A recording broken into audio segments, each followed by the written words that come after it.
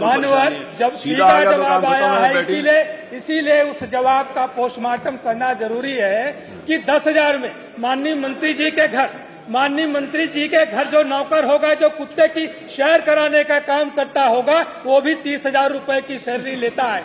माननीय मंत्री जी के घर जो कील ठोकने के लिए जो मजदूर जाता है, वो भी दैनिक दिहाड़ी कम से कम 1,000 रुपए लेने का काम करता है। और वह व्यक्ति जो देश के बच्चों का भविष्य बनाने का काम करता है, जो देश के करधारों का निर्माण करने का काम करता है, सरकार उसको 10,000 रुपए में बदहाल जीवन जीने के लिए मजबूर करती है। माननीय, इसलिए मेरा पहला सवाल सरकार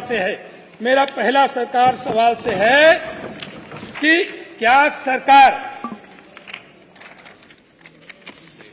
सरकार जो शिक्षा मित्र हैं, आज बढ़ती हुई महंगाई के दृष्टिगत कोर्ट ने कहीं से भी उनका मानदेय बढ़ाने पर रोक नहीं लगाई है, उनको किसी तरह का और भत्ता देने पर रोक नहीं लगाई है। क्या सरकार उनका मानदेय 10,000 से बढ़ा करके 40,000 करने पर विचार करेगी? दूसरा, साथ ही साथ अनुदेशकों के भी वही हालात है। अनुदेशक को भी सेवा देते 13 वर्ष हो गया है, शिक्षा मित्रों को सेवा देते हुए 24 साल हो गया है। कितने शिक्षा मित्र रिटायर्ड हो चुके हैं, उनको 10,000 रुपए में जीवन यापन करना पड़ता था, बीमार हुए, न अपने परिवार के लोगों का जीवन बचा पाए, न स्वयं का जीवन बचा पाए हैं।